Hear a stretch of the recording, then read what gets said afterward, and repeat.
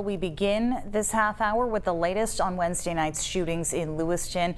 Again, 18 people left dead, 13 injured. If you've been with us this evening, you know that in less than an hour ago, police held another news conference where Maine's Commissioner of Public Safety, Michael Soschuk, listed the names of all 18. And that is Ronald G. Morin, 55. And I won't read the venues. You can put that all together yourself. Peyton Brewer Ross, 40 years of age.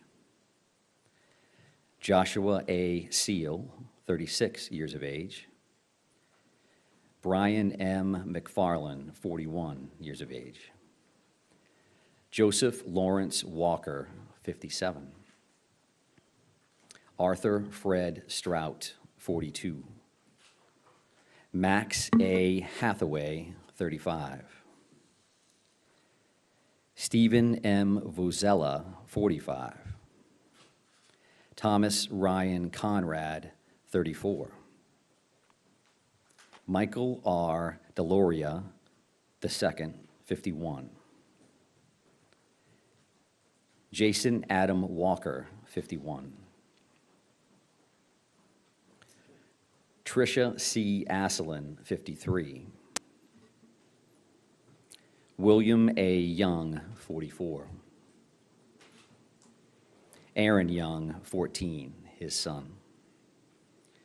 Robert E. Violette, 76, and his wife, Lucille M. Violette, 73. William Frank Brackett, 48 years of age. Keith D. McNair, 64. And again, happening just within the last hour, the Commissioner of Public Safety listing the names of those 18 victims from the shootings this week. Meanwhile, we know that the manhunt for the man police say is responsible, Robert Card, continues. Yeah, Sam Rogers has been following this search. And Sam, where are you now? Are you in Lewiston at this point? Amanda, it's still in Lisbon. We've moved from the media staging area off Lisbon Street. We are now on Canal Street, actually literally standing on one of the dams that the Maine Department of Inland Fisheries and Wildlife is controlling to help with the water flow and the currents. That's because they've been spending much of the afternoon out on the water in boats. We saw a few of those boats in the past hour or so, but as the sun continues to set, they are heading back to the boat launch, which is where police found the suspect Robert Card's car on Wednesday night. And since Wednesday night, this area has been bustling with activity up until the last few hours when we were here on scene around 10 a.m. Again, if you've been with us, you've heard me say the last few times you've seen us on air, but there was police cruisers kind of checking up and down 196, Route 196, helicopters flying overhead, but it's been a little bit more quiet. And as I say that, I do want to mention we obviously are not at that staging area. We have a reporter there waiting for any information from Lisbon police. He did say that there may be some sort of presence, so we'll check in with him in a few minutes, Brian and Amanda. But just want to, while we're talking about the game wardens and the search effort, Commissioner Soschuk said that there will be more reinforcements coming tomorrow, and Mark Laddy from the Wardens had to comment on this effort. This is such a team effort, with members from law enforcement communities throughout Maine, and then a host of federal agencies here, and it's really an incredible group that's come together to search and hopefully bring Robert Card to justice. But it is, just really, I've never seen so many resources poured into an area in order to bring someone to justice. I would say, the mood in the command center and everyone involved is a mood of determination, and determined to find Robert Card and bring him to justice. Brian and Amanda, one final note. As we heard in that press conference from Lewiston City Hall, the shelter-in-place order for Lisbon has been rescinded. We got the emergency alert on our cell phone a few minutes ago, so that is the update. But like I said, we're going to go check back in with that staging area and see if we can get more information here from Lisbon. All right, Sam Rogers, thank you so much for that report. Now, one of the big concerns for a lot of people today, one of the big questions was hunting and whether that would in fact kick off residents-only hunting season tomorrow. And obviously, police have been saying, their officers, law enforcement are in the woods looking for the suspect here. And the concern was, what does that look like if people are in there as well? Our David Guildford has been tracking that part of the story for us. We believe he is live with us tonight. Yes, good evening, Brian and Amanda. The sun has nearly set over the Androscoggin River just to my right, and when it comes back up, fall rifle hunting season will begin in Maine. But according to the Maine State Police, that will not be the case for 4 communities here in the local area. Public Safety Commissioner Michael Soschek announced just moments ago in that press conference that we carried that the city of Lewiston and the towns of Bowdoin, Lisbon, and Monmouth, people would not be permitted to hunt by any means in those towns and city until further notice. He did not put an end date on that. He said until further notice. There is, of course, the other side of the conversation that he had, that while hunters will not be allowed to be in the woods with weapons looking for game, the shelter-in-place orders have been lifted for Androscoggin and Saginaw counties. So for folks who have been obeying those orders and staying in their homes, they get to breathe a little bit and leave their home. And there is something else from this conversation that Soschek had with the media that really stuck out to me. He said, as these hunters go out elsewhere in the state of Maine, communities in Maine will hear gunshots starting tomorrow. And he asked that concerned residents consider where they are and the conditions that they're under before calling 911 when hearing those gunshots. Obviously, the state of Maine is traumatized by these events, and there are going to be thousands and thousands of people walking in the woods with weapons, lawfully looking for game. And he asked to check for an additional piece of evidence that might clue you into the fact that this is not just a normal hunting gunshot that you hear, but one that is potentially dangerous and needs the attention of police. Brian, Amanda. David Guildford live for us tonight. Our thanks to you, David. Of course, through all of this, there's been the question of how do we find the good out of what is happening right now. And in Lewiston this evening, some encouraging signs to each other there. Yeah, I mean, of course, in unsettling times, News Center Maine's Ann Baldridge is here to show us some signs of peace. Hi, Ann.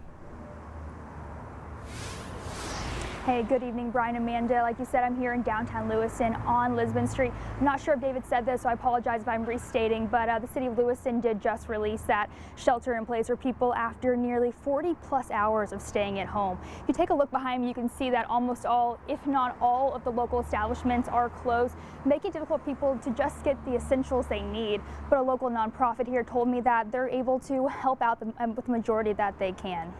That nonprofit, Caden's Kitchen and Pantry in Lewiston, said they kept seeing requests on Facebook Swap and community pages for people just needing the basic goods, especially parents, and wanted to do their part and help out. They posted saying they could supply what they have in store, and the owner told us today that requests just keep coming in. They've been working all day to do deliveries and pickups for mostly baby wipes, formula, and diapers.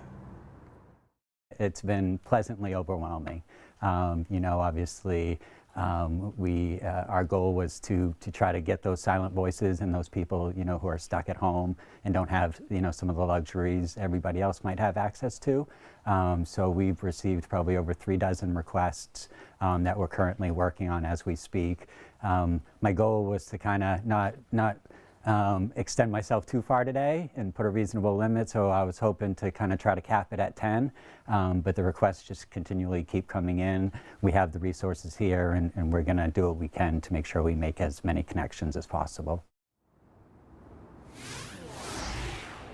At 11 o'clock tonight, I will bring you more on the hashtag LA Strong and how it's really being seen here across the city, both mentally and physically. Brian, Amanda, back to you. And Baldridge also live in Lewiston tonight as our team coverage continues. Ann, thanks so much. Yeah, and our Jack Mulmid we have seen all day in Lewiston. Jack, you've had some vulnerable moments with people, but sounds like now you have sort of a look at some hope there. That's right, Brian and Amanda. Well, we know that lockdown in this area has relatively been lifted at this point. It's been under lockdown for the last 40 hours or so here, and people within the Lewiston-Auburn community, they haven't had too much of a good time with it. Some people haven't been able to get access to the basic needs, like we heard from Ann earlier. But here in the Tree Streets neighborhood, we did find one community fixture that is working really hard to make sure that just some people have a little glimmer of hope in this horrific time. In the midst of one of Maine's darkest weeks. Hi. Hi. What's up, y'all? Keep her safe. There is light in Lewiston's Tree Streets neighborhood. I'm exhausted.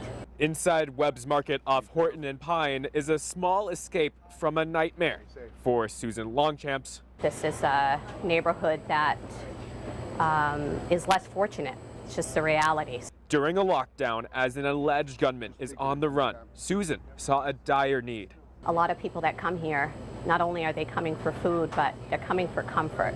They're coming for us to reassure them that we're going to be okay. Making sure one of Lewiston's neighborhoods where people are most in need can get help while she grieves an unthinkable loss. My son's coach, Bob, he was his coach from when he was young.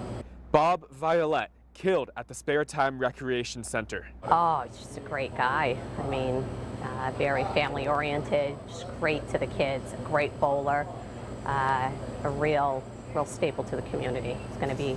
It's a tragic, a very tragic thing that happened. But still serving her community, as is Sofia Garcia. People need to be fed. My community needs to eat. Busy at work in the kitchen, a distraction from the horror. It's like a happy place almost, where you're able to just be with your community and feel comfortable. But hey, if you're giving out free cash. Hey, I was thinking about it.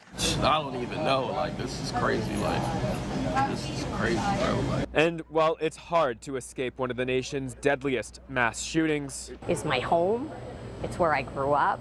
it's people just like Susan who will make sure her city can return to some version of normal. We will overcome this. We're resilient.